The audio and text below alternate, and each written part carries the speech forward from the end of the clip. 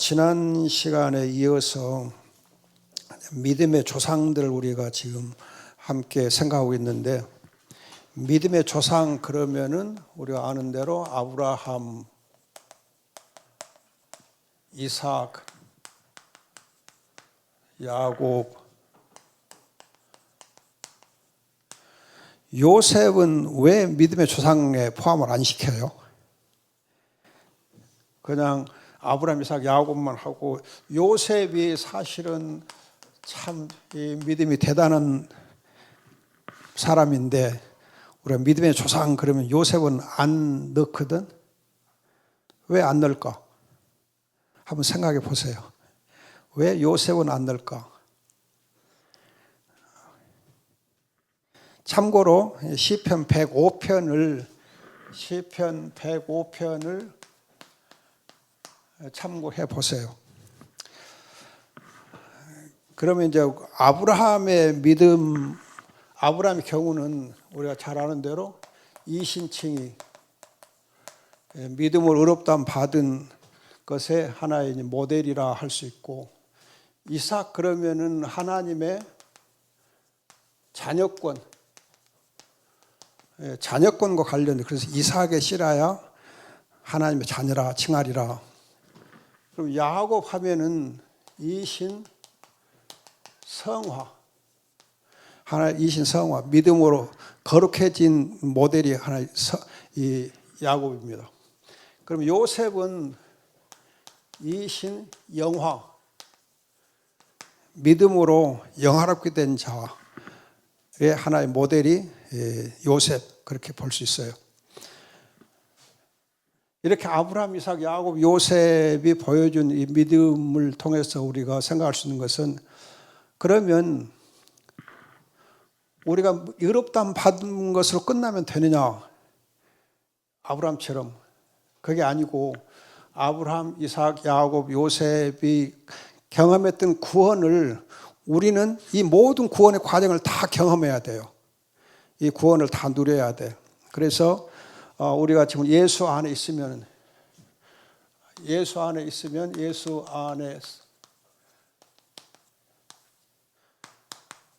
in Jesus, 예수 안에 있게 되면은 이 구원을 다 총체적으로 다 누려요. 구원을 다 전체적으로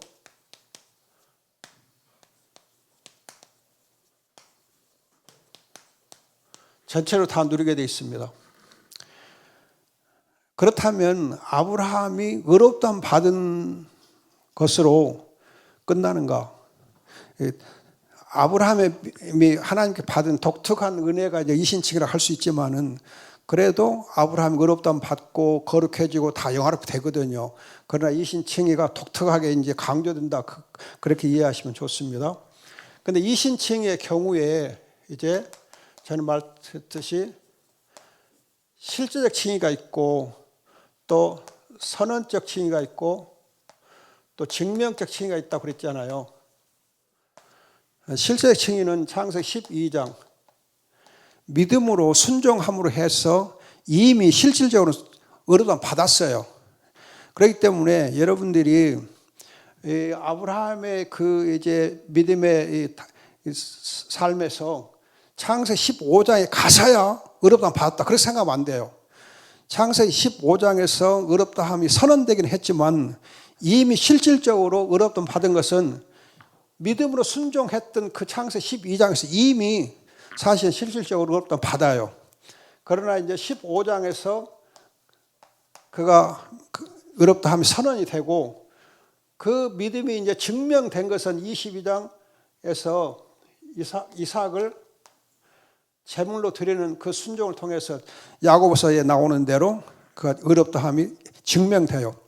그러니까 여러분들이 로마서 4장에서 말하는 이 칭의는 어떻게 보면은 이렇게 선언적 칭의가 강조된다 하면은, 야고보서에 나와 있는 칭의는 증명적 칭의가 강조돼요. 그 점을 여러분들이 주의하시면 좋습니다. 그럼 이삭의 경우에서 우리가 주의할 거가 있다고 하면, 하나님의 자녀권이 있다 경우 창세기 21장 12절. 한번 창세기 21장 12절 한번 같이 찾아봅시다. 창세기 21장 12절.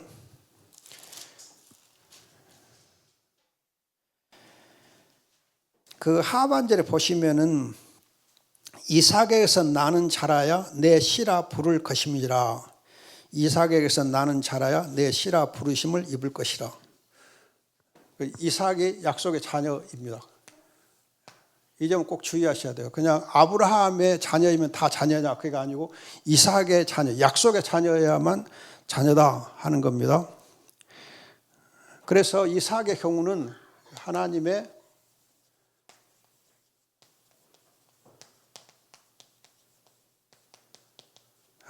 약속의 자녀.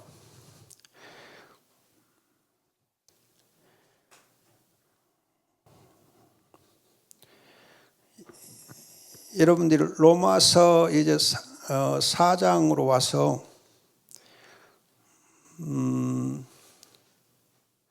갈라디아서입니다. 갈라디아 4장.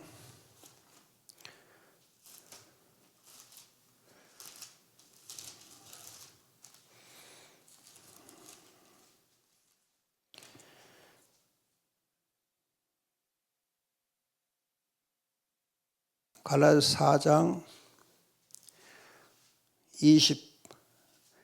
28절에 보면 28절에 너희는 이삭과 같이 약속의 자녀라.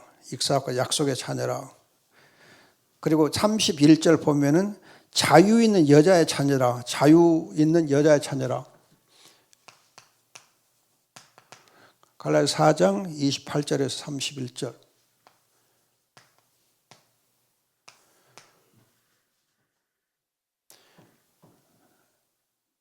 하나님의 자녀의 권세를 이제 이삭 안에서 우리가 누리게 돼 있다 하는 겁니다. 그래서 이 이삭이 하나님의 약속의 자녀로서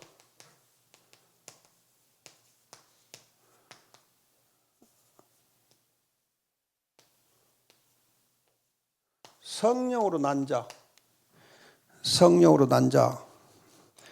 갈라디아서 여기 28절, 29절에 갈라디아 4장 29절 보면 성령으로 난 자, 성령을 따라 난 자. 그리고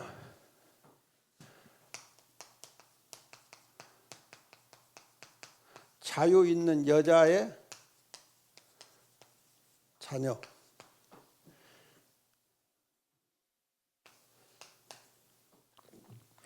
우리가 창세기 3장 15절에서 여자의 후손 그러잖아요. 여자의 후손으로 나실 분. 그런데 그 여자의 후손이라 할 때에 그냥 여자의 후손이 아니고 이 자유 있는 여자의 후손, 성령으로 난 여자의 후손, 성령으로 자유 있는 그 하나님 약속의 자녀, 이런 부분들을 여러분들 함께 같이 고려해야 돼요. 그냥 여자에게 난 자가 아니고 아무 여자에서 나면 되는 거 아니거든. 주의하셔야 됩니다. 그래서 우리가 이제 흔히 이제 우리가 이 가정을 생각하면 크리스찬 가정,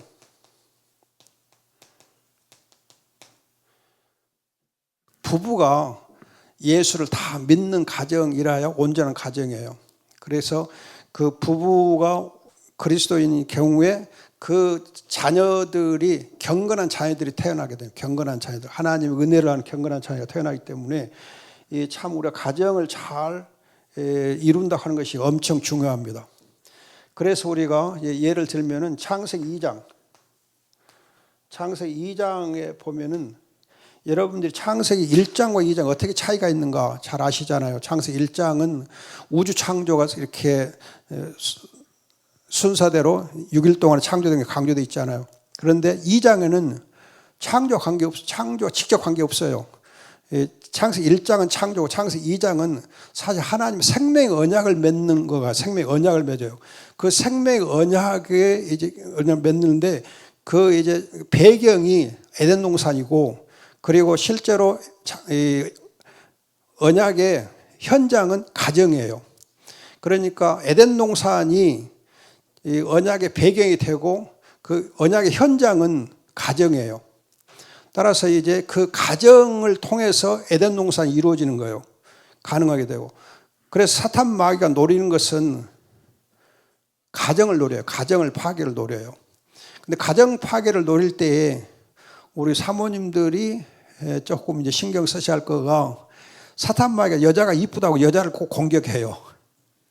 그래서 가정을 이렇게 무너뜨릴 때에 사모님들을 건드려. 그럼 가정만 노리는 거 아니고 교회를 또 사탄 마귀가 무너뜨리는 노리잖아요. 그러면은 이 가정을 무너뜨리려 할 때 사모님을 이렇게 사탄 마귀가 주로 공격한 것처럼 교회의 경우도 일반적으로 여자 성도들을 상대로 많이 공격해요. 그래서 여자 권사님들이라든지 아니면 사모님도 또 예외가 아니고 공격을 해와. 그렇기 때문에 참 사모님들의 역할이 엄청 중요해요. 가정을 지키는 일도 사모님들이 잘 하셔야 되고, 교회를 지키는 일도 물론 사모님들의 역할이 엄청 커요. 그렇기 때문에 우리 목사님들은 사모님들을 잘 섬겨야 돼. 그래서 사모님들이 시험에 들지 아니하도록 방패의 역할을 잘 해줘야 돼. 사모님을 그냥 알아서 하겠지 하고 그냥 이렇게 나몰라라 그러면 안 돼. 목사님들이 사모님을 잘 보호해주고 챙겨주고 해서 시험에 들지 아니하도록, 또 시험을 잘 이겨낼 수 있도록 그렇게 협조를 잘 해줘야 돼. 그런데 어떤 목사님들은 사모님보다는 교회 성도들만 이렇게 신경 쓰느라고 사모님을 이렇게 잘 못 챙겨주는 경우가 있거든요. 순종 목사님처럼 사모님을 잘 챙겨야 돼요. 순종 목사님 옆에 같이 나란히 앉았는데 다른 목사님 다 떨어져 앉았잖아. 박성기 목사님 제일 멀리 떨어져 있네. 정말 우리가 그런 부분을 신경 써야 돼요. 그거 안 하면 교회가 굉장히 어려움을 당할 수 있고, 그래서 이 사모님들이 어떻게 역할하느냐에 따라서 가정도 교회도 굉장히 하나님 은혜를 크게 입을 수 있고, 또 잘못하면 어려움을 당할 수 있어요. 참. 그래서 창세기 2장에서 거듭 말씀드리지만 이 에덴 동산하고 가정, 이게 중요한 이제 계시의 중심 주제가 됩니다. 따라서 우리 에덴 동산을 이루겠다 한다면은 가정이 먼저 건강해야 에덴 동산 가능해요. 가정이 건강하지 않고는 에덴 동산 이루어지지 않습니다. 따라서 이제 교회가 정말 하나님의 은혜로 건강하고 싶으면은 우선 먼저 목사님의 가정부터 건강해야 돼. 담임 목사님 가정이 건강해야 돼. 그리고 장로님들의 가정이 건강해야 되고, 그래야 교회가 은혜가 부흥됩니다. 목사님은 가정을 잘 이렇게 꾸리는데 이 장로님이나 권사님이 가정을 잘 못 꾸리잖아요. 그럼 그것이 교회에 굉장히 큰 상처를 줘요. 그래서 이렇게 이 직분자들이 가정을 얼마나 잘 지키느냐, 그게 굉장히 중요하다 생각이 되어집니다. 그래서 이렇게 이삭이 하나님 약속의 자녀이고 성령으로 자유 있는 여자의 자녀인데, 이걸 조금 다르게 결과적으로 생각해 보면은 이삭은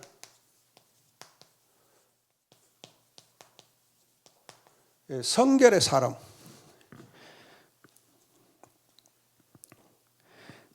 그래서 창세기 24장이 여러분 창세기 50장 중에서, 창세기가 지금 50장으로 되어 있잖아요. 그 50장 중에서 가장 분량이 많은 장이 24장이거든요. 그럼 그 24장이 내용이 뭐예요? 결혼에 관한 거잖아요. 결혼에 관한 거가 창세기 24장인데, 그 24장이 결혼에 관한 거 그렇게 길다고 생각해 보면은 언약 있는 여자, 이 여자가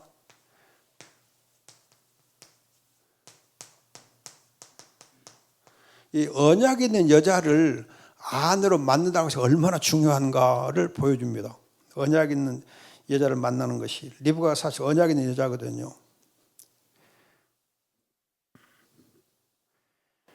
그런 점에서 거듭 말씀드리지만 우리가 고린도후서 6장 있는 대로 고린도후서 6장 있는 대로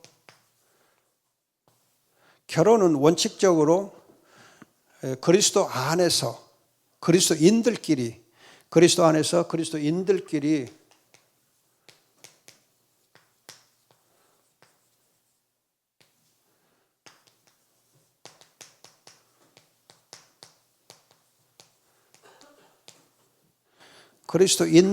결혼하는 것이 원칙이에요. 이제 어떤 분들은 조금 이렇게 생각을 달리해서 우리가 전도 차원에서 안 믿는 사람과 결혼해서 그 사람 그리스도인으로 만들면 되지 않냐, 그렇게 생각하시는 분들이 있어요. 그 생각도 뭐 틀렸다고 할 수는 없지만은, 그래서 성경은 원칙적으로 그리스도 안에서 그리스도인들께 결혼할 그렇게 말씀해요. 따라서 우리가 그리스도인이 아닌 자와 결혼하는 것을, 특히 자녀들의 경우 이렇게 믿음 없는 자를 이렇게 배우자를 이렇게 맞이하려 할 때 조심해야 됩니다. 그리스도 가정에 오면, 우리가 그리스도인 가정에 오면은 가정의 분위기 때문에 믿겠지, 그렇게 가볍게 생각하기 쉬워요. 근데 그게 쉽지 않습니다. 그래서 성경은 믿는 자들끼리 결혼하라 그래요. 멍에를 같이 하지 말라 말씀하거든요. 정말 주의하셔야 돼요. 따라서 우리가 결혼을 시킬 때에 형식적인 믿음 가진 그런 이제 자녀들이 있거든요. 우리 그리스도인의 가정에서도 형식적으로 믿음을 가진 그런 자녀들이 있을 수 있는데, 그런 경우 정말 주의해야 돼요. 형식적인 믿음을 가진 자와 결혼을 하면은 정말 어려워집니다. 가정이 그 형식적인 믿음을 가진 자가 오히려 핍박을 더 많이 하거든요. 핍박 많이 하고 더 가시는 많이 해요. 정말 주의해야 돼요. 그래서 정말 우리가 자녀들을 결혼시키려고 할 때에 그리스도 안에서 정말 결혼을 잘 시켜야 돼요. 그렇지 않으면 거듭 말씀드리지만 사탄 마귀가 정말 가정을 이렇게 무너뜨리기가 쉽습니다. 아무튼 이삭의 경우에 이렇게 성결의 사람으로서 결혼의 성결함이 드러나요. 결혼해서. 그리고 이제 이 이삭의 경우 보면은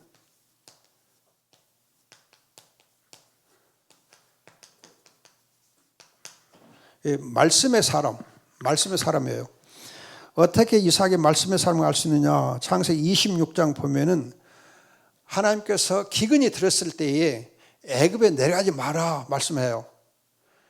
그런데 아브라함의 경우도 기근이 있었고 이삭의 경우 또 기근이 또 있거든요. 그럼 아브라함의 경우는 기근이 들었을 때 애굽으로 내려갔어요, 안 내려갔어요? 아브라함 내려갔어요. 그것 때문에 아브라함이 애굽에 내려감으로 해서 무슨 문제가 따라와요? 하가를 데리고 하가를. 그렇게 하나님의 말씀을 순종하지 않고 애굽에 내려감으로 해서 하가를 데려오게 되고, 하가를 이렇게 데려옴으로 해서 아브라함이 얼마나 이제 아브라함 때만 아니라 역사를 두고, 아브라함의 자손들 역사를 두고 계속해서 하갈이 문제가 되잖아요. 지금까지도 문제가 되잖아요. 그래서 믿음의 조상에 한 번 실수한 것이 자녀들에게 천대를 두고 문제가 돼. 그만큼 여러분 결혼이 중요한 거예요. 그리고 이제 우리가 믿음으로 이렇게 하나님의 말씀에 순종하고, 우리가 이제 지켜야 될 환경이라는 것도 굉장히 중요해요. 그 환경이 이렇게 불신 세계와 관련이 곤란하거든요. 그래서 여러분들이 그 롯을 보면은, 롯이 소돔 고모라 쪽으로 가서 살잖아요. 그러다가 소돔 고모라의 그런 모든 세속적인 것에 감염되는 것이 롯이거든요. 그래서 결국은 롯이 망하게 되는데, 이 세속화의 그 가장 접촉되기 쉬운 거가 환경.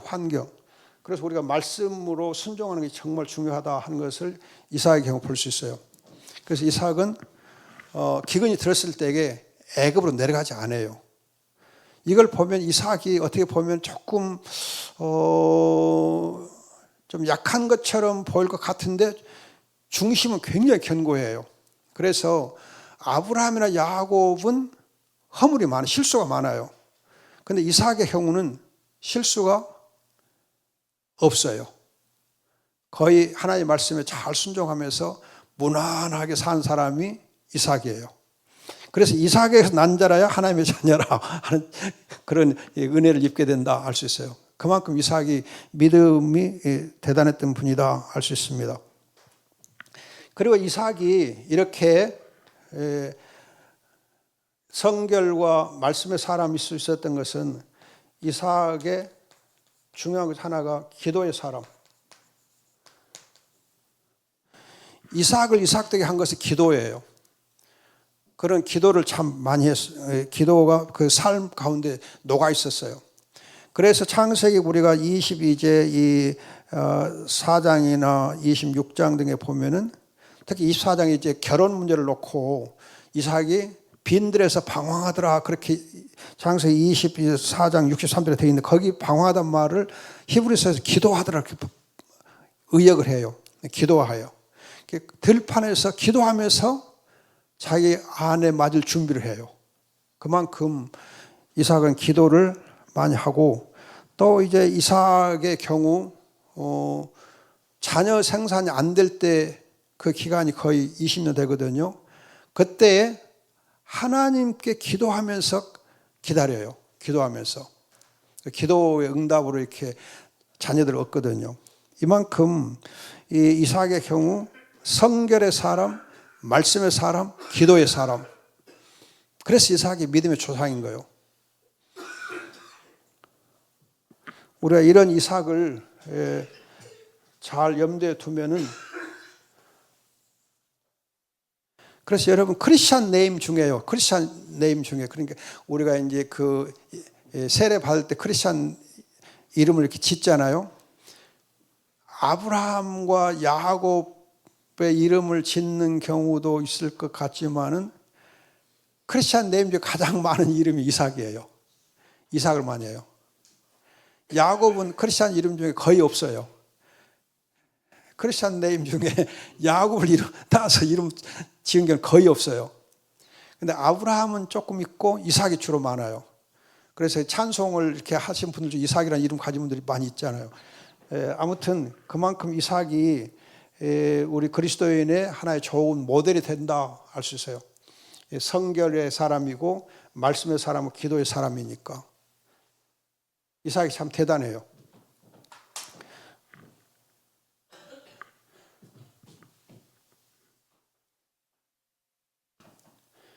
그러면 이제 이 야곱이 어떤 사람인가 좀 생각해 보겠습니다. 야곱. 우선 야곱의 경우에 육신적으로 보면은 육신적인 그 야곱을 보면은 가장 대표적인 거가 야곱의 경우 욕심이 많아. 욕심이 많은 사람이에요. 욕심이 많은 사람. 욕심쟁이.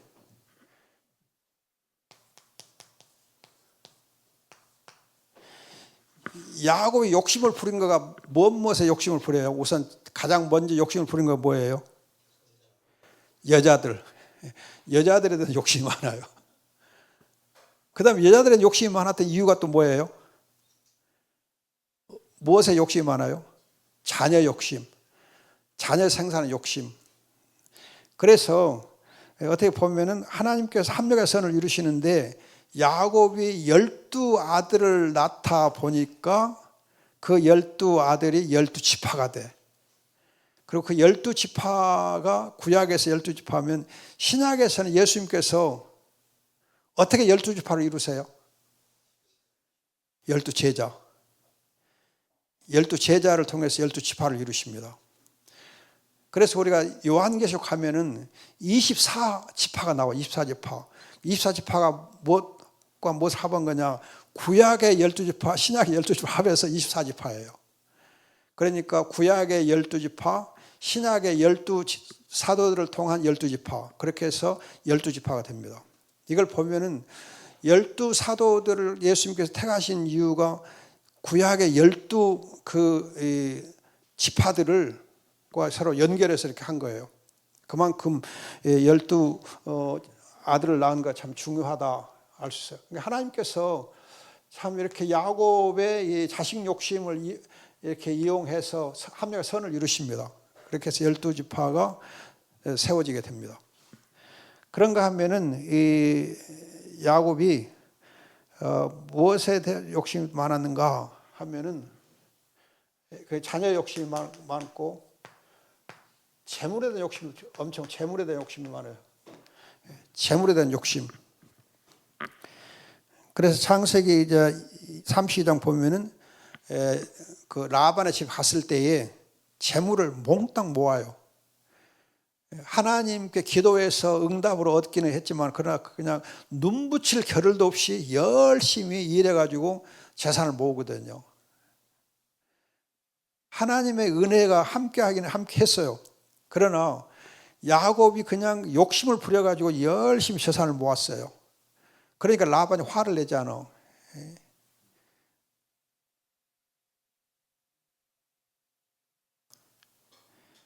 재물에 대한 욕심. 그래서 여러분 우리 신명기 17장 17절 한번 보세요. 신명기 17장 17절. 신명기 17장 17절.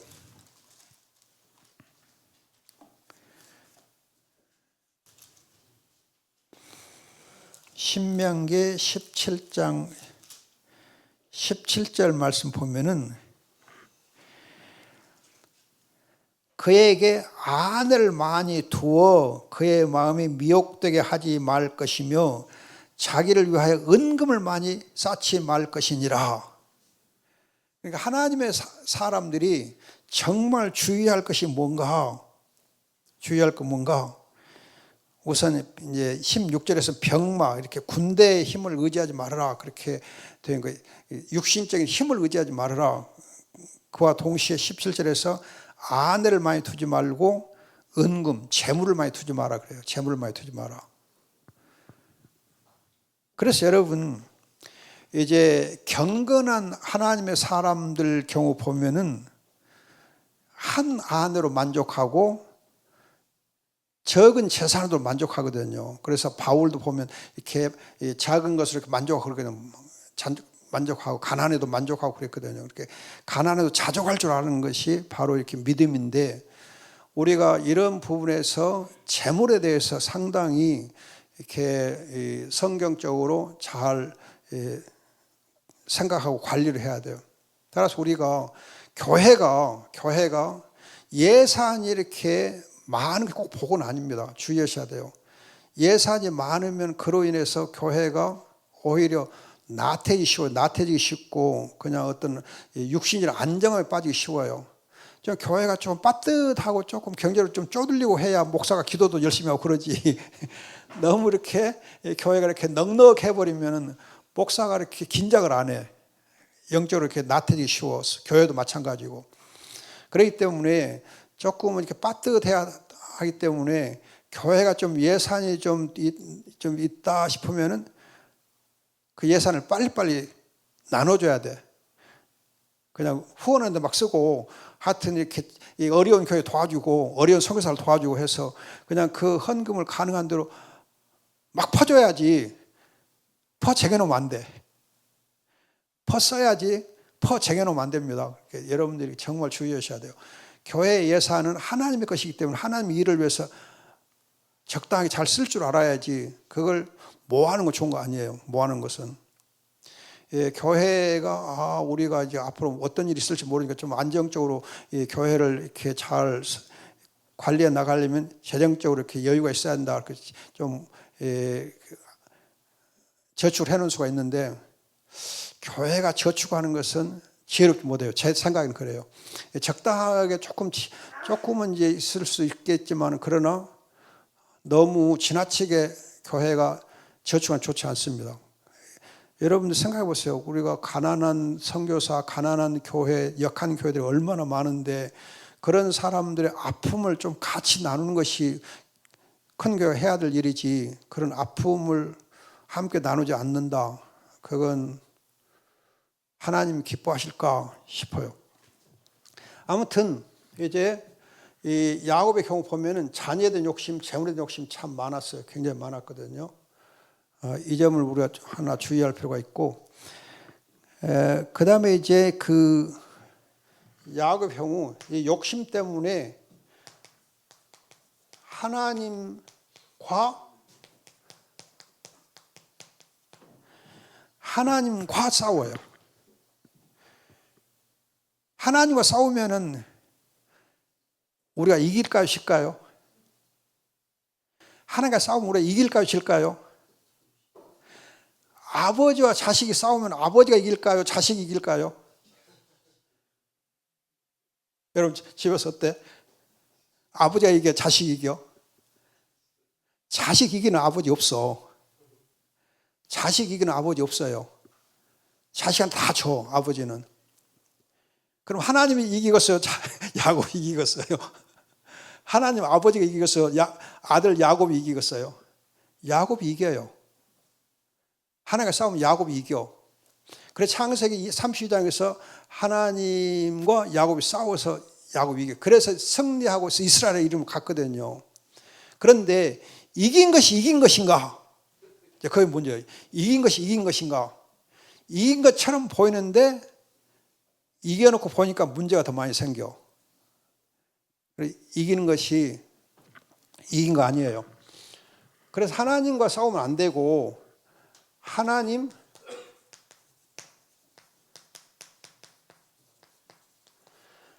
앞에서 싸워야 돼. 하나님 앞에서 싸우라. 하나님 앞에서 싸워야지. 하나님과 싸우면 안 돼요. 여러분 하나님 앞에서 싸우는 거다 하나님과 싸우는 거 어떻게 차이가 있겠어요? 하나님과 싸우는 것은 육신적인 거잖아. 근데 하나님 앞에 싸우는 것은 기도예요, 기도. 여러분, 기도가 하나님 앞에 싸우는 거, 하나님 앞에 싸우는 거. 하나님 앞에서. 우리 잘 아는 코람데오. 하나님 앞에서. 우리의 삶이 하나님 앞에 살아야 된다. 하나님 면전에 살아야 된다. 그걸 칼빈주가 강조하는데 하나님 앞에 산다는 말은 기도한다는 거예요. 기도하고. 그래서 우리의 삶은 기도로 시작해서 기도로 마무리되게 있거든요. 기도. 하나님 앞에서 사는 기도의 삶. 근데 기도의 삶이 뭐냐? 하나님 앞에서 싸우는 거예요. 뭐가 싸우는 거예요?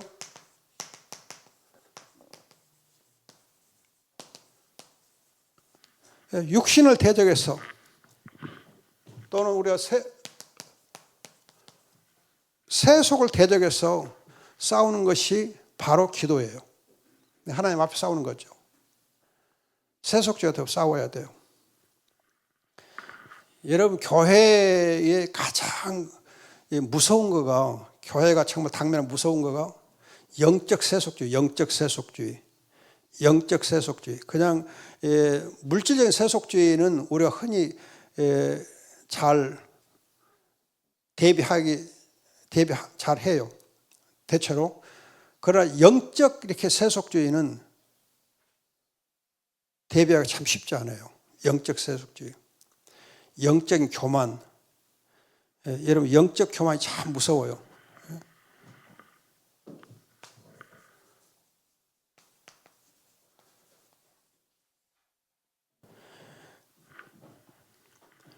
우리는 영적 교만에 대해 굉장히 경계심을 갖습니다. 교만하면 안 돼 하고 영적 교만을 굉장히 경계하거든요. 근데 실제로 보면은 영적으로 자기도 모르는 사이에 교만해져 있어요. 그래서 여러분들이 우리의 신약 성경에 보면 예수님 당시에 서기관과 바리새인은 어떻게 했어요? 서기관과 바리새인들이 영적 교만에 빠져요. 그 서기관과 바리새인들이 영적 교만에 빠졌는데 그 영적 교만의 대표적인 형태가 어떤 것인가? 존경받는 거, 성도를 존경받는 거, 또 기도를 하는 척 하는 거, 기도를 많이 하는 척 하는 거, 금식을 많이 하는 척 하는 거, 척 하는 거, 영적 교만이거든요. 그래서 어떤 목사님들 경우 보면 이건 이제 여러분들 그냥 여러분들 경우를 염두하는 말 아니니까 주의하세요. 신경 쓰지 마시고.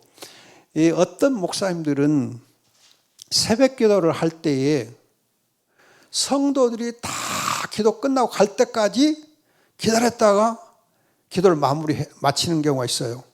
그래서 성도들보다는 내가 더 기도를 오랜 시간 하고 있다. 그걸 이렇게 보여주기 위해서 시간을 끌어서 성도들이 다 갈 때까지 기도하시는 분들이 있어요. 그걸 자랑하는 목사님이 있더라고요.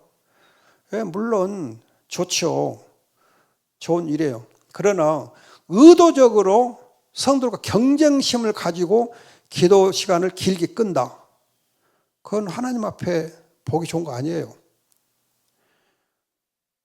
물론 기도를 오래 하는 거 좋아요. 그러나 의도적으로 그렇게 할 필요는 없어요. 성도들 의식해서, 기도하는 성도 의식해서 내가 일부러 오래 기도해야 되겠다. 그럴 필요는 없어요.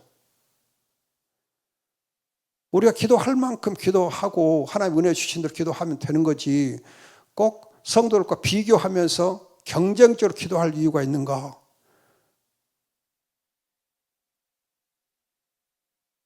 제가 전에 옛날에 부흥 강사들이 그런 간증하는 걸 들어봤거든요. 그럼 장로보다 더 오래 기도해야지, 권사보다 오래 더 기도해야지, 그걸 이렇게 자랑하시더라고요.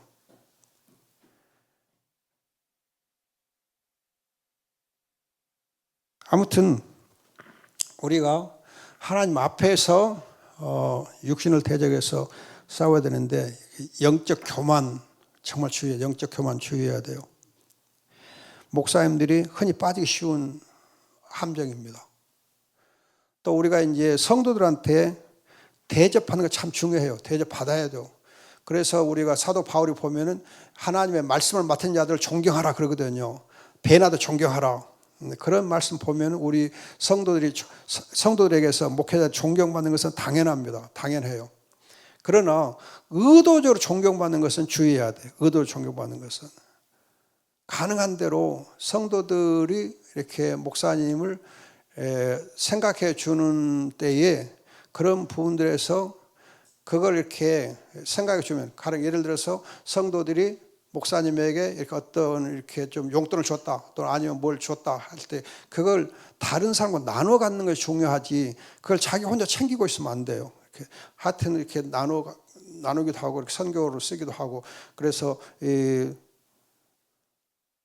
좀 약한 교회 목사님을 이렇게 또 생각해 준다든지 그렇게 해서 나눠 쓰는 것이 좋지, 자기 혼자 성도들이 베풀어 주는 것을 받아 쓴다, 그건 주의해야 돼요. 그래서 아무튼 우리 목사님은 나누기를 좋아한다, 그런 인상을 성도들이 줘야지, 자기 챙기기를 좋아한다 그렇게 오해받으면 안 돼. 목사님이 우리 챙겨주면 그걸 좋아하더라 그렇게 오해받으면 안 돼요. 그래서 우리 목사님은 그냥 다른 목사님들 챙겨주고 또 성도를 챙겨주길 좋아하는 목사님이다, 그런 이제 인상을 줘야 돼요. 목사님도 다 잘하실 줄 믿습니다. 아무튼 이 하나님 앞에서 싸우는데 이런 영적 교만을 주의해야 돼요. 정말 주의해야 됩니다.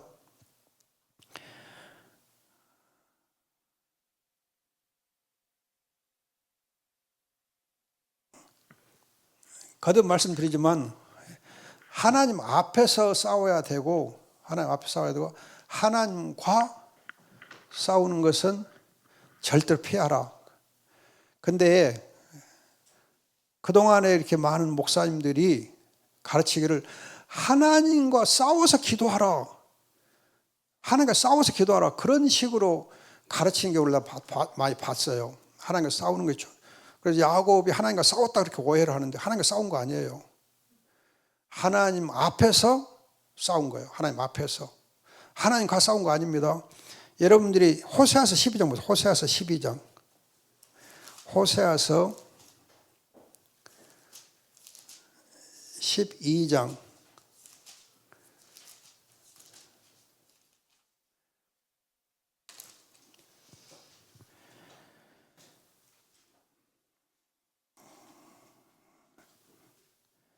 12장 여러분들 2절 보면은 하나님께서 유다와 쟁변하시고 야곱을 그 행실대로 벌하시며 그의 행위대로 그에게 보응하시리라.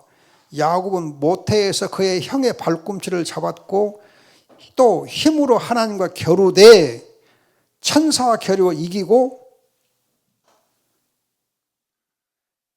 그걸 두고 호사스는 뭐라 그러냐? 하나님께서 그 행위대로 벌하시고 보응하셨다 그래요. 그걸 두고 하나님께서 보응하셨다 그래요. 그래서 한도표를 치셨다. 절개 만들었다 그래요. 그러면 여러분 야곱이 야복강가에서 하나님과 씨름한 것이 기도냐 악한 싸움이냐 뭐예요? 여러분 그동안 해석을 많이 잘못했어요. 그건 기도가 아니에요. 철야 기도가 아니에요. 그걸 철야 기도로 많이 해석하는데 아니에요. 호세아서 분명히 말해요. 악한 대로 보응했다 그래요. 악한 행위라 그래요. 악하게. 하나님과 싸우는 건 악하다 그래요. 그거 기도라고 안 해요. 대신에 여러분 그 다음 보면은 울며 그에게 간구하였으니 현사 겨루어 이기고 그 다음에 울며 간구했다. 그러니까 씨름한 것 자체는 악한 거고 그 다음에 울고 하나님께 회개한 것은 기도다 그래요. 철야했던 것은 기도가 아니고 철야 쟁투, 철야하면서 싸운 것은 악한 거고 그 다음에 하나님께 매를 맞고 쩔뚝거리면서 하나님 앞에 하나님 내가 잘못했어요. 내가 잘못했어요. 그걸 두고 기도라 그래. 환도 풀어진 다음에 하나님께 울며 간구한 그런 기도고 그 전에 싸운 것은 기도가 아니에요. 악하다 그래요. 악하다.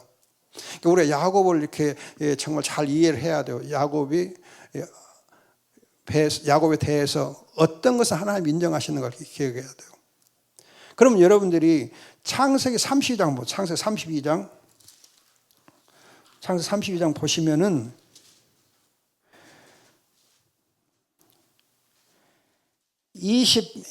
24절부터 야곱이 홀로 남았더니 날이 새도록 야곱과 씨름했다 그랬잖아요. 근데 그 하나님이 야곱을 이기지 못함을 보고 그가 야곱의 허벅지 관절을 치매 야곱의 허벅지 관절이 그 사람과 씨름할 때 어긋났더라. 그런데 26절 보면 축복하지 않으면 가지 못하게 하겠습니다. 그러니까 하나님께서 네 이름이 뭐냐? 야곱이니다. 그리고 28절에 네가 하나님과 몇 사람들과 겨루어 이겼다. 그러니까 이렇게 이스라엘이라 이름을 지어줘요.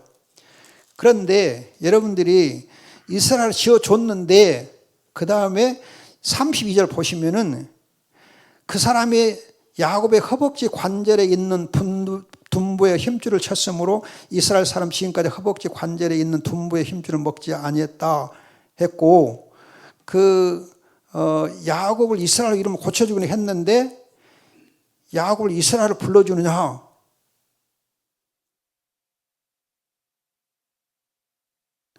안 불러요.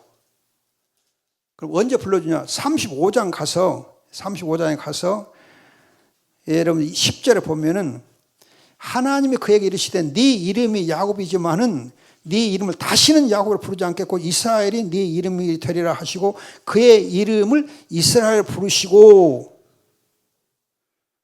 35장에 와서 이스라엘을 불러줘요. 32장에서는 이스라엘 안 불러줍니다. 여러분들 32장에서 야곱이 이스라엘 변했다. 하나님께 바꿔주셨다. 사람 됐다. 사람 되려고 하기는 했지만 아직은 아니에요. 진짜 사람 된 건 35장에서 돼요. 35장에서.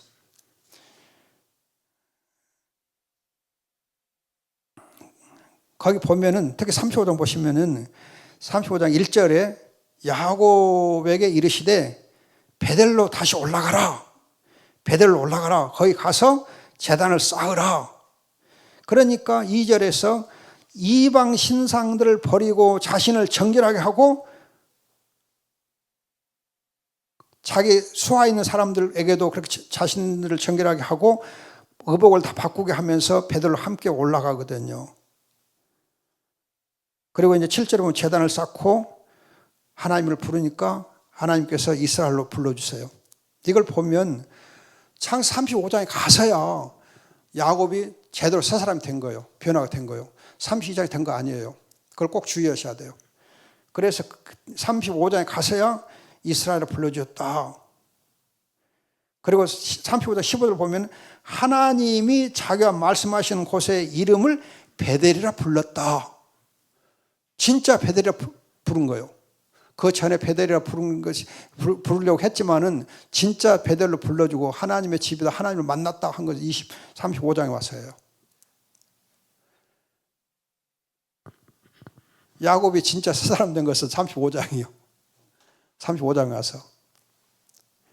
32장에서 야곱이 이스라엘 된 거 아니에요. 이스라엘 불러주신 것도 아니고 35장에 와서야 하나님께서 이스라엘이라 부르시더라. 그의 이름을 이스라엘이라 부르시고 불러주세요. 32장에서는 안 불러요. 고쳐는 좋은데 안 불러줘요. 아직 이스라엘이라 불러주기에 부족하니까 그러지요. 아직 안 됐으니까. 이렇게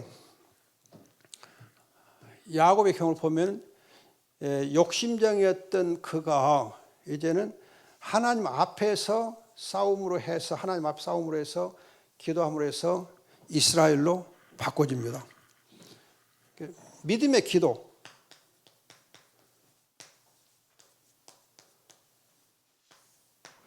어떻게 보면 믿음의 기도를 함으로 해서 야곱이 이스라엘 돼요. 믿음의 기도. 하나님과 싸우는 기도가 아니고 하나님 앞에서 싸우는 믿음의 기도를 통해서 야곱이 변화가 됩니다. 야곱이 이제 여러분 성화되고 변화됐다는 그 이제 사실을 또 어떻게 알 수 있냐면요. 지금 창세 37장 이후로 가면은 이제 요셉이 내려가는 경우가 있고 애굽으로 내려가는 것이 있고 그리고 이제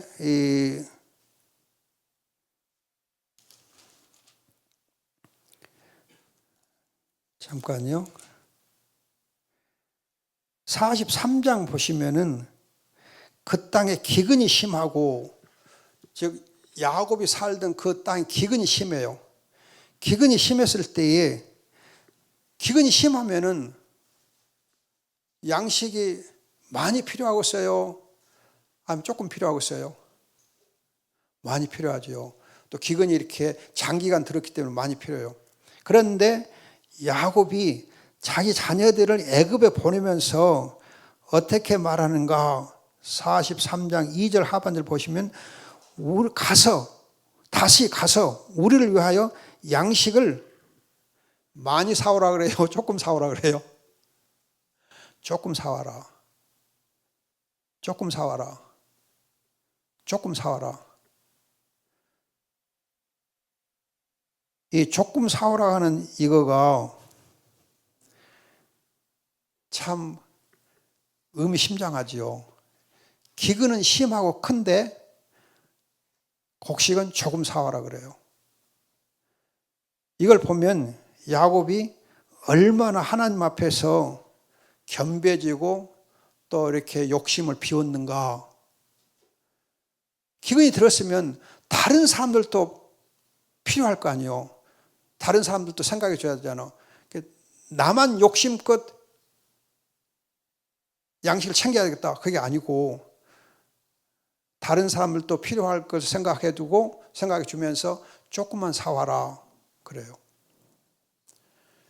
야곱이 정말 이렇게 하나님 앞에서 변화된 모습을 그 점에서도 잘 보여주고 있습니다. 여러분들이 이제 이 47장 31절 한번 보세요. 47장 31절. 이렇게 야곱이 하나님의 은혜로 변화가 된 것을 또 보여주는 증거가 31절 보면은 야곱이 또 이르시되 내게 맹세하라 하매 그가 맹세한 이스라엘의 침상머리에서 하나님께 경배하더라. 침상머리 하나님께 경배하더라. 이걸 두고 히브리서 11장에서는 어떻게 말씀하고 있는가? 히브리서 11장 한번 찾아보세요. 히브리서 11장.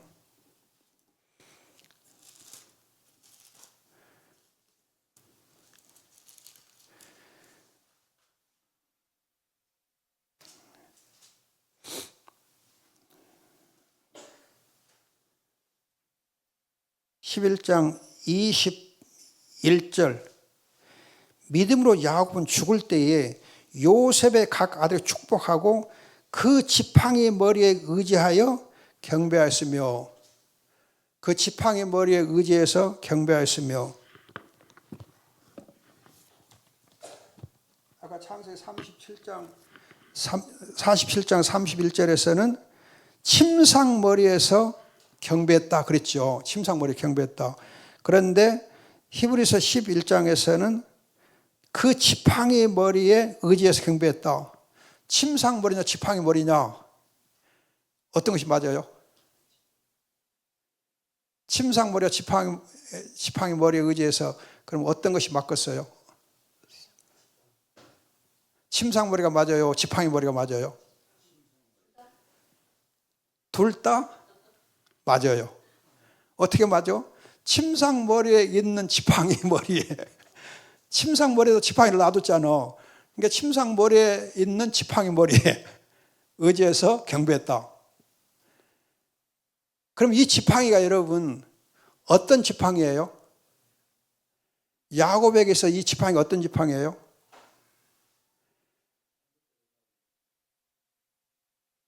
처음부터 자기 아버지 집을 떠날 때부터, 창세기 28장에 떠날 때부터 가지고 있었던 지팡이예요. 그 지팡이를 가지고 라반의 집 있을 때 20년 동안 이 지팡이 하나만 가지고 내가 왔었는데 20년 지난 후에 하나님께 내가 복을 주셨다, 그렇게 야곱이 간증한 게 있잖아요. 이 지팡이 하나만 가지고 내가 왔는데 이제는 두 지파는 이루었나이다. 그만큼 이 지팡이는 야곱이 있어서 정말 필수품, 그가 몸에 항상 지니고 다녔던 그런 필수품이나 똑같아요. 이걸 보면 이 지팡이를 가지고 양을 쳤고 이 지팡이를 가지고 기도하고, 그의 삶에 가장 중요한 것이 지팡이. 지팡이 가지고 양을 치고 지팡이를 의지해서 기도하고. 지팡이가 야곱에게는 엄청 중요한 하나님의 동행하시면 상징이었다 볼 수 있어요. 하나님 은혜의 수단 중에 하나가 지팡이였다. 그래서 그 지팡이를 항상 가지고 있고 그 지팡이를 의지해서 기도하고 그 지팡이와 함께 하나님을 의지했어요. 여러분 혹시 우리 시중에 있는 책 중에 우리 중에 있는 책 중에 지팡이라는 제목으로 한 책이 하나 있어요. 혹시 아세요? 성자의 지팡이라는 책 아세요?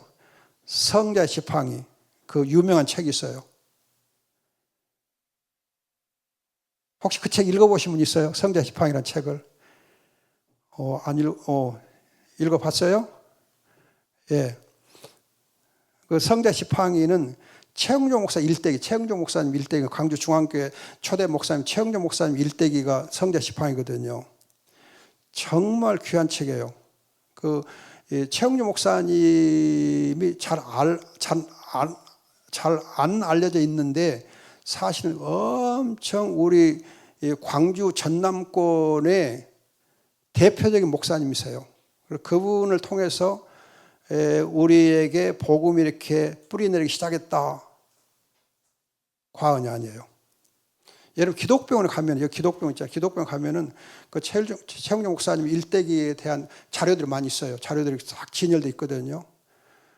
그 최영종 목사님을 통해서 나환자촌이, 여수 나환자촌 생기고 소록도 나환자 생기고, 그리고 이제 기독병원 나병동이 최영종 목사님을 통해서 세워진 거예요. 그만큼 중요한 분인데 그 분의 삶에 중요한 거가 지팡이에요. 무슨 지팡이냐? 그 지팡이 어떤 지팡이냐? 여자 문둥이가 짚고 다녔던 그 지팡이에요. 여자 문둥이가 가지고 있던 지팡이거든요. 왜 그 지팡이를 이제 이 최영록 목사님이 가지고 있느냐 하면, 평생 가지고 다니냐 하면은, 그 지팡이를 가졌던 문둥이가 남평 쪽에서 이렇게 겨울에 이렇게 쪼그려 앉아 있을 때에 같이 이제 지나가던 이게 폴사이스라는 선교사님이 최영록 목사님에게, 그 청년 최영록 목사에게 시험하기 위해서, 그 최영록 목사 시험하기 위해서 저 여자를 가서 데려와라. 그러면서 그 포사이스트에 이제 망토를 벗어서 그 여자에 걸쳐주면서 이 여자를 말에 태워라. 내 대신 말을 태워라. 그리고 이 여자를 태우고 네가 말을 끌고 이제 남평에서 양림동까지 이렇게 끌고 가자. 데리고 가자. 그리고 이제 양림동에 왔을 때에 양림동에 있는 따뜻한 가마가 이렇게 솥 있잖아요. 가마솥 말고 가마 불 때는데 거기에 이렇게 따뜻하게 해가지고 지내게 해주거든요. 그걸 보고 그러면서 이제 그 포사이스트가 내 평생 이 지팡이를 네가 간직해라 그래요. 그래서 그 지팡이를 가지고 근데 그 김복실이라는 그 여자 문둥이는 2주 후에 죽어요. 죽는데 그 지팡이를 네가 간직해라. 그리고 그 딸을 네가 키워라. 그 딸을 키워요. 그 딸하고 이제 나중에 보면 아버지 딸 그런 관계를까지 갖고 하면서 잘 사는데, 아무튼 이 지팡이가 최영록 목사님의 인생을 이렇게 좌우해요. 그 문둥의 지팡이가. 그래서 그 문둥의 지팡이를 가지고 이제 성자 지팡이라는 책 제목을 가지고 쓰거든요. 아무튼 우리가 이게 보면은 이 야곱이 정말 기도할 때에 그 삶이 기도로 이렇게 점철되고, 특히 이제 지팡이, 자기 평생에 치던 지팡이를 의지해서 기도해요. 지팡이를 의지해서 기도해요. 이걸 보면 야곱이 어떻게 성화되는가? 기도로, 지팡이를 의지한 기도를 통해서 성화돼요. 그래서 여러분, 성화되는 데 있어서 우리가 정말 하나님이 주신 최고의 수단은 말씀과 기도예요. 말씀과 기도. 그래서 기도가 없는 사람이 성화될 수 있느냐? 없어요. 여러분들이 기도를 많이 하면 할수록, 기도를 많이 하면 할수록 성화가 더 깊어져요. 기도와 성화는 정비례해요. 기도와 성화는 정비례해요. 기도를 많이 하면 할수록 거룩해져. 기도를 안 하면 안 할수록 세속화되고. 그래서 우리 목회자들에게 있어서 참 중요한 거, 성도들도 마찬가지지만은 얼마만큼 하나님 앞에서 기도를 많이 하느냐, 기도를 얼마나 많이 하느냐. 근데 여러분, 기도를 더 깊이 있게 하는 효과적인 수단이 뭐냐 하면은요, 금식이에요. 금식은 기도 자체는 아닙니다. 그러나 기도를 효과적으로 더 깊이 있게 해주는 하나의 수단이 금식이에요. 금식 자체가 중요한 거 아니고, 금식함으로 기도가 깊어지게 하는데 의미가 있어요. 금식만 하면 안 되고, 금식을 통해서 기도를 우리가 더 깊이 하게 돼요. 그러면 실제로 여러분들이 금식을 해보시면 알겠지만은, 금식하는 동안에는 잘 기도가 잘 안 돼요. 왜? 너무 배고파서. 힘이 없어갖고. 배고프고 힘이 없어갖고 기도 자체가 잘 안 돼. 그러니까 금식할 때는 금식만 하면 돼요. 기도하려고 애쓸 필요 없어요. 금식할 때는, 금식하는 동안에는 기도하려고 애쓸 필요 없고, 기도가 되면 되고 안 되면 안 되고 그냥 금식만 하는데 마음을 집중하는 게 좋아요. 제 경험으로 보면 그래요. 그리고 나서 금식을 끝내고 나서 기도해야 돼. 금식 끝내고 나서 기도에 집중해야 돼요. 금식 중에는 기도에 집중하기 어려우니까 금식 끝나고 나서 기도에 집중해. 왜 이게 중요하냐면요, 금식하면서 기도하면은 하나님께서 능력 주십니다. 그런데 금식 중에 은혜를 많이 받고 난 분들이 당하는 시험이 뭐냐? 금식 후에 교만해져 버려요. 교만해져요. 굉장히 교만하기 쉬워요. 금식 후에 은혜를 많이 받아놓으면 교만해지기 쉬워요. 그런데 금식할 때 금식만 겨우 한 다음에 기도에 집중하면 교만 안 해져. 왜냐하면 그때부터 기도하니까. 제가 이렇게 일부 지연해서 말하는 농담하는 거 아니에요. 정말 기도할 때 금식할 때 주의하셔야 돼요. 지금은 금식 기도 자체가 별로 안 하시는 것 같아. 전에 무등산 제일 기도원 금식 기도원이었거든요. 금식 기도원이었고 거기 정말 40일 금식 기도하는 사람이 많았어요. 예, 무등산 제일 기도원 가면 금식 기도하는 분들이 많았거든요. 40일 금식 기도하는 분들이 여러 분 있었어요. 20일 금식 기도하는 사람은 수두룩했고 40일 금식 기도하는 사람은 여러 분 있었거든요. 근데 지금은 기도원 자체가 없어진 것 같더라고요. 제가 안 가봐서 그런 것 같은 지금 잘 모르겠는데 아무튼 지금도 하고 있어요. 감사하네요. 예.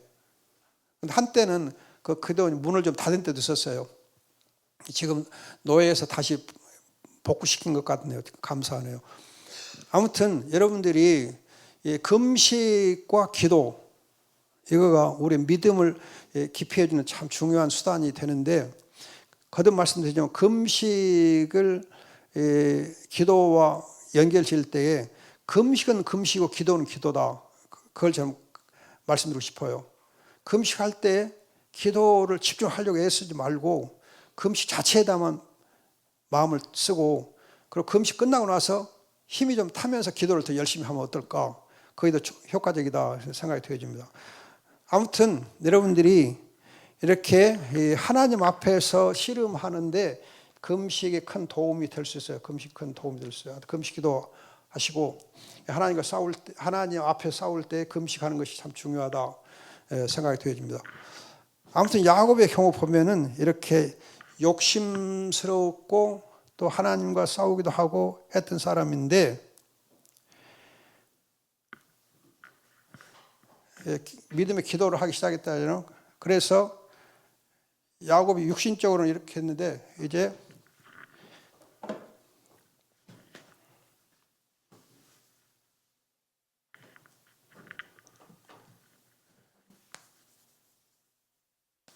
영적으로 보면은 야곱이 지금 말씀한 대로 기도의 사람,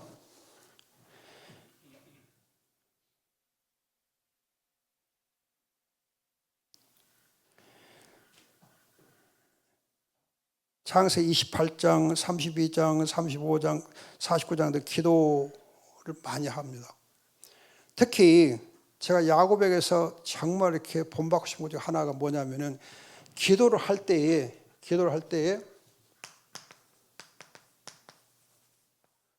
축복 기도. 축복 기도를 야곱이 정말 깊이 있게 합니다.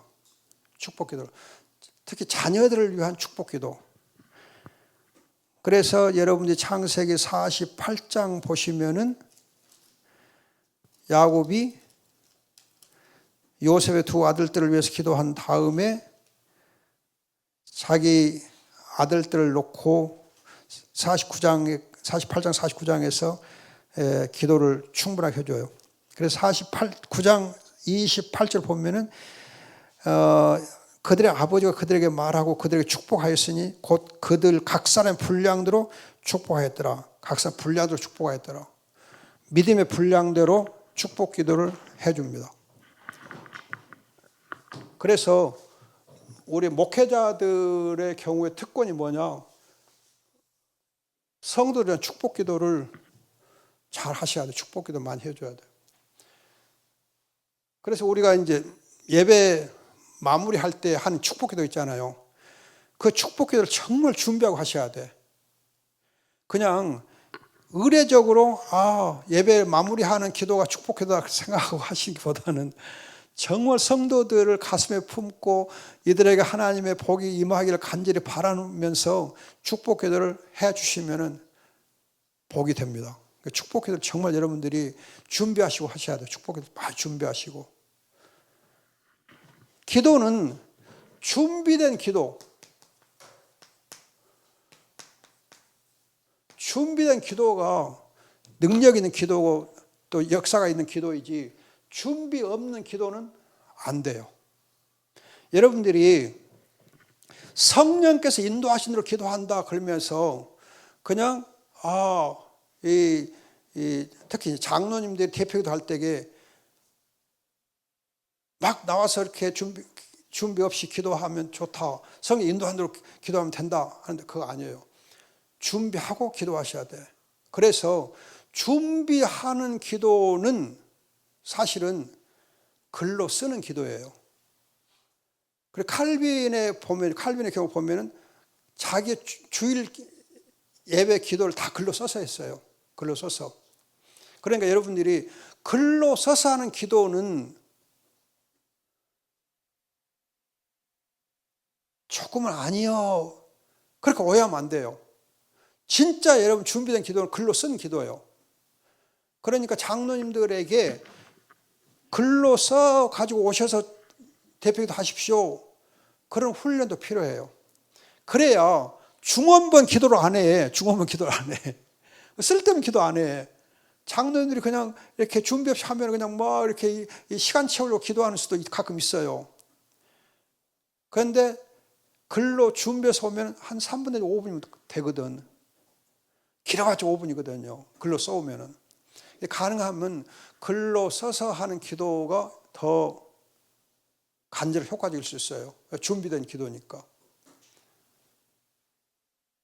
목사님들도 기도할 때에 메모라도 해서 오늘 내가 이러이런 주제로 기도한다 하고 메모해가지고 기도하는 것도 준비된 기도일 수 있습니다.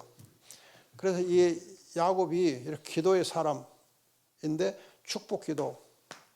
그래서 우리 목사님들이 성도를 위한 축복 기도를 정말 준비 잘 하시는 게 중요한데, 더 중요한 것은 목사님들이 다 잘 하시겠지만 자녀들을 위한 축복 기도, 자녀들을 위한 축복 기도를 더 우선적으로 잘 하셔야 돼.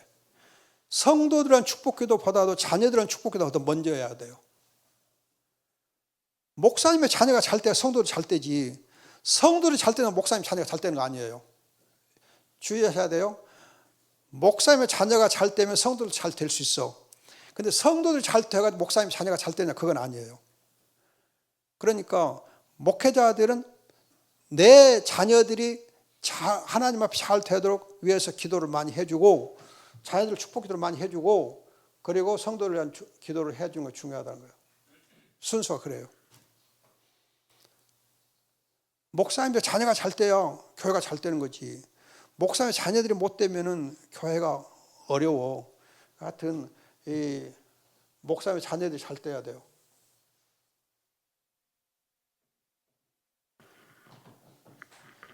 그냥 목사님은 조금 시원찮아도 자녀들이 잘 되잖아요. 그러면 목사님이 대단한 것처럼 이렇게 인식이 되거든요. 제가 이제 제 얘기를 해서 조금 죄송한데, 제 아들은 지금 광주에 있는 대학교 의대 교수거든. 며느리는 어느 큰 병원에 내과 의사 과장이거든요. 잘 되어 있죠. 딸과 사이는 지금 호주에서 그런 대로 잘 지내고 있어요.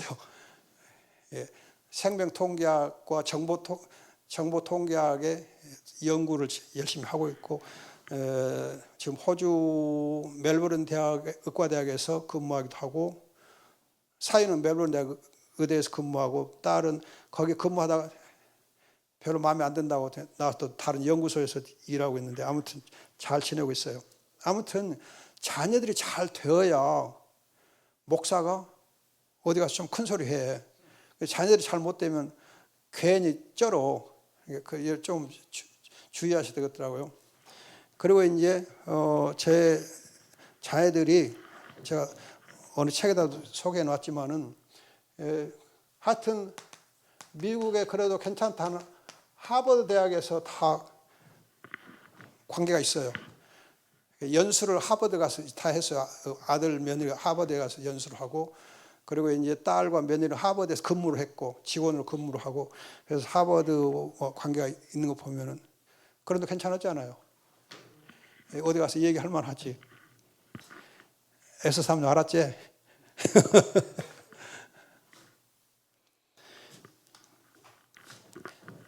농사 중에 가장 중요한 농사가 자식 농사이잖아요. 자식 농사. 그래서 우리가 자녀들을 축복을 잘 해서 자녀들이 잘 되도록, 야곱이 그렇게 자녀 축복하는 기도의 사람이었다. 그 점을 꼭 강조하고 싶습니다. 그런가 하면은 이제 이 야곱의 경우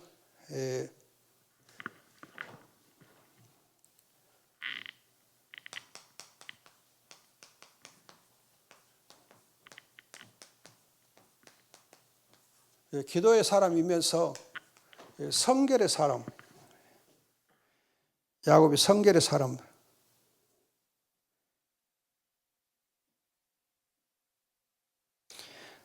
창세기 35장 여러분 2절 한번 보세요. 창세기 35장 2절.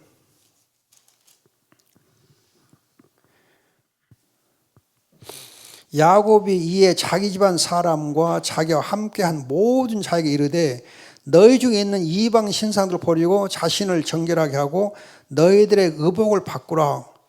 자신들을 정결케 하라. 정결하게 하라.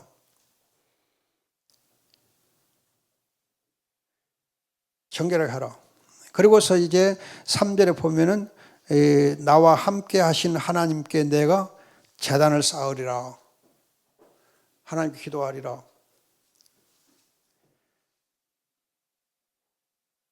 이렇게 성결의 사람이었다 볼 수 있습니다. 자기뿐만 아니라 자기 집안 모든 사람들을 정결하게 합니다. 그래서 아까도 말씀드렸듯이 35장 10절에서 이스라엘이라 부르기 시작합니다. 하나님께서.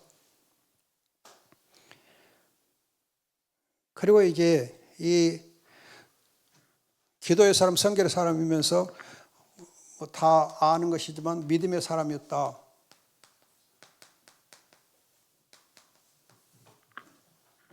믿음의 사람. 특히 43장 여러분 한번 43장 13절 보겠습니다. 43장 13절.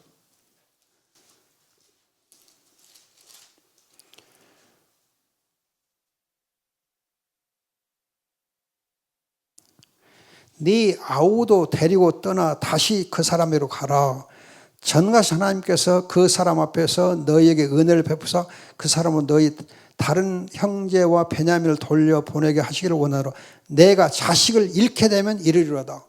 잃게 되면 이르리로다. 잃게 되면 이르리로다. 이 말씀을 보면 에스더가 죽으면 죽으리로다 생각나지 않아요. 죽으면 죽으리로다. 잃게 되면 이르리로다. 이렇게 정말 아브라함에게, 야곱에게 그런 일사각오의 믿음이 있었다. 또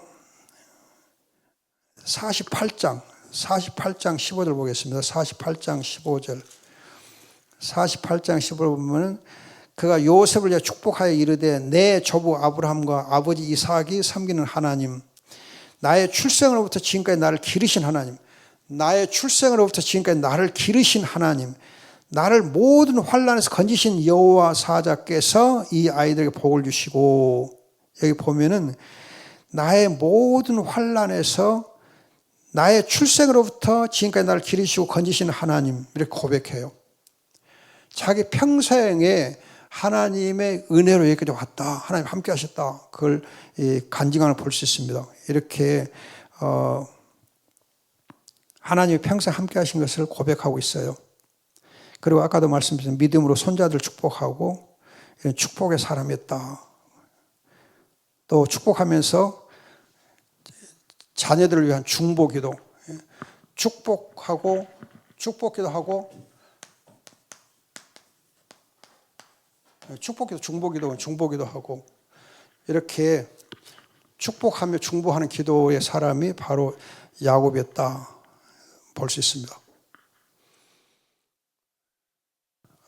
언제 제가 지적한 것 같은데, 한번 언급했던 것 같은데, 한때 상당히 오래, 벌써 몇 년 됐네요. 한때에 이 합동 측 교단이 총회에서인가 중보 기도는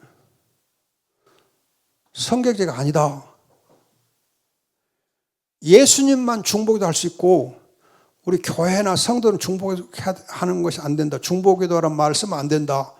성도들 하는 기도는 중보기도가 아니고 그냥 위에서 하는 기도이지, 중보자이신 예수님만 중보기도 할 수 있다. 그렇게 우긴 일이 있었어요. 우긴 일이 있었어요. 혹시 들어보셨었어요? 도고기도. 도고기도나 중보기도나 같은 말인데, 그 박형룡 조신학 박사님의 책에 보면은 중보기도를 도고기도라고 했어요. 도고기도라는 말 썼어요. 중보기도 도고기도 같은 말이에요. 근데 도고라는 말 쓰고 중보라는 말을 쓰지 말자, 그렇게 했었는데 지금은 그 말이 쏙 들어가고 이제 중보기도 그대로 하고 있는 것 같더라고요. 쓰고 있는 것 같아요. 근데 여러분, 합동교단이 중보기도를 총회에서 그 단어를 쓰면 안 된다고 결의하게 된 배경이 뭔지 아세요? 왜 그런 것들이 의논된 줄 아세요?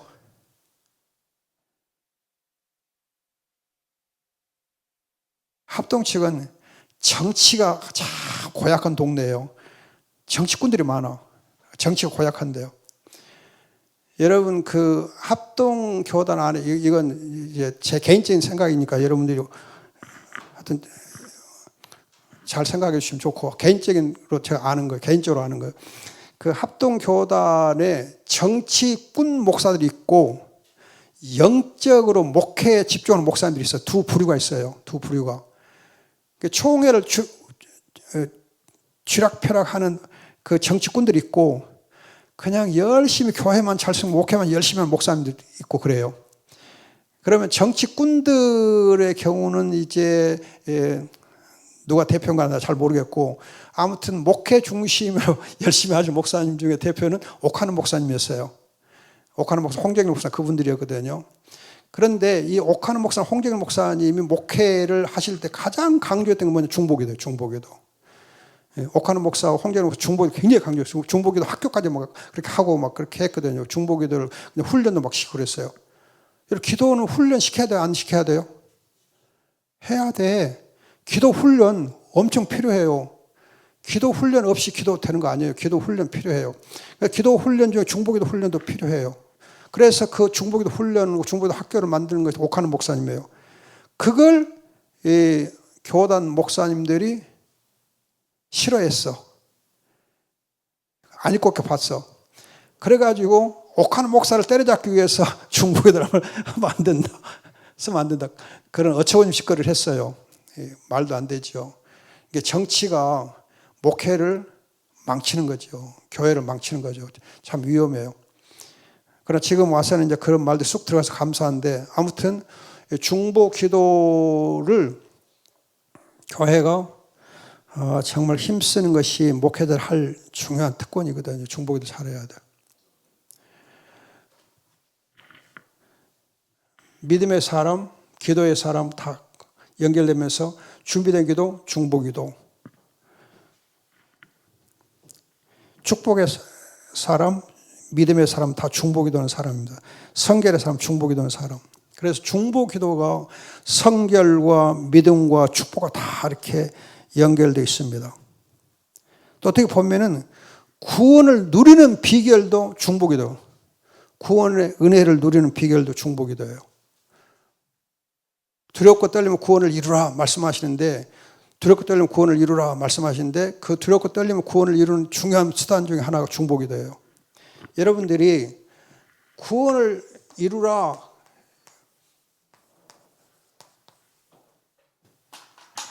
빌립보서 2장 12절에 구원을 두렵고 떨리면 구원을 이루라 말씀 있잖아요. 빌립보서 2장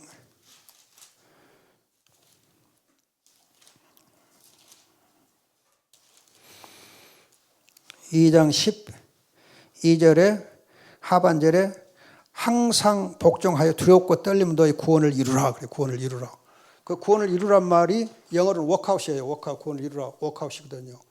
그럼 여러분, 이 워크아웃이라고 하는 이 단어가 무슨 뜻이 있느냐 주의할 필요가 있어요. 이루라는 이 말이, 워크아웃이라는 말이 무슨 뜻이 있는가? 여러분들이 회사, 기업체의 경우 보면 워크아웃이라는 그런 거가 있어요. 그럼 기업체가 워크아웃을 실시한다. 그 말은 무슨 말이에요? 기업이 존폐 위기에 있을 때, 존폐 위기에 빠지려고 할 때 워크아웃을 실시해요. 기업이 존폐 위기에 있을 때 그 이제 이 정말 살아남기 위해서 하는 거 워크아웃이요. 더 쉽게 말하면은 그 사람들 인원을 이렇게 조절하는 거.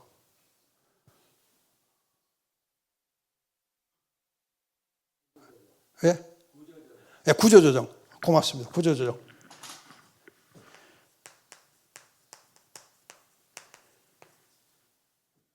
인원 조정하는 걸 구조조정이라고. 이 구조조정하는 것이 워크아웃이거든요. 그러면 구조조정할 때에, 워크아웃 할 때에 기업이 자기 살을 잘라내는 그런 아픔을 감수하잖아요. 정말 몇 년 동안 같이 이렇게 생사를 같이 했던 그분들을 잘라낼 때가 얼마나 마음이 아프겠어요. 그러나 회사가 살아남기 위해서 어쩔 수 없이 구조조정 하잖아요. 그런 아픔을 가지고 구원을 우리가 잘 누려가는 것, 그것이 워크아웃 구원을 이루라 그거예요. 그러니까 여러분들이 하나님 내게 주신 구원은 보장됐다. 구원은 이미 보장됐다. 하나님이 창세전에 아시고 예정하시고 한 사람의 구원은 후회함 없기 때문에 보장되어 있다. 그래서 나는 괜찮다. 아니라는 생각을 가지면 큰일이에요. 그 마치 뭐냐면은 집에서 자녀가 나는 아버지 자녀야. 그러니까 자녀니까 농땡이 부려도 괜찮아. 돼야 안 돼요. 오히려 자녀이기 때문에 더 아버지의 말씀에 순종하고 더 아버지의 기대에 부응해서 더 열심히 해야 되고 자녀이기 때문에 더 열심으로 해야 되는 것이 자녀의 도리잖아요. 자녀니까 더 열심히 해야 돼. 오히려 더 열심히 해야 돼. 자녀는 더 열심을 내야 돼. Work out your salvation. 그냥 두렵고 떨림으로 하나님의 자녀는 구원을 위해서 더 열심을 내야 돼. 그래서 여러분들이 구원의 은혜를 누리는 은혜의 수단이 있어요. 은혜의 수단이 있는데 내적 수단이 있고 외적 수단이 있어요. 내적 수단, 외적 수단이 있거든. 그럼 내적 수단은 회개가 내적 수단이에요. 회개가 내적 수단. 내적 수단이 중요한 회개거든요. 그럼 외적 수단은 뭐냐 하면은 말씀, 기도, 성례, 성도 교제 이런 것도 외적 수단이에요. 그러면 이런 우리가 이제 회개를 제대로 하려면은 내적 수단을 통해서 회개를 열심히 하려면은 외적 수단을 부지런하게 열심히 활용해야 돼. 외적 수단을 열심히 활용하지 않고서는 회개가 없어요. 그러니까 말씀을 깊이 묵상하고 읽고 묵상하고 기도를 열심히 하고 성례 잘 하고 교제를 열심히 하고 이 수단들을 잘 활용할 때 회개가 이루어져요. 은혜를 우리가 잘 누리게 돼. 구원을 잘 이루어가게 돼 있어요. 이거 없이는 안 돼요. 우리 신앙 고백서에 이걸 다 강조하고 있어요. 신앙 고백서에 다 강조되어 있거든요. 외적 수단을 잘 활용하라 그래요. 부지런히 잘 활용하라. 구원을 이루어가는 것은 이런 외적 은혜의 수단들을 잘 활용함으로 해서 구원을 이루어가는 거예요. 마음만으로 되는 거 아니에요. 구원을 이루어가는 때 마음으로 구원을 이루어가는 거 아니고 이런 수단들을 잘 활용함으로 해서 마음으로 구원을 이루어가는 거예요. 자, 아무튼 우리가 이제 이 믿음의 조상 야곱을 보면서 이런 이제 육신적인 것들을 멀리하고 영적으로 기도와 성결과 믿음의 사람, 기도의 사람으로 하나님 세워질 때 우리가 구원을 풍성하게 누릴 수 있는 줄로 믿습니다. 제가 너무 시간이 너무 많이 갔네요. 미안합니다. 자, 그러면 질문 있으면 질문 받고 여기서 마무리하겠습니다.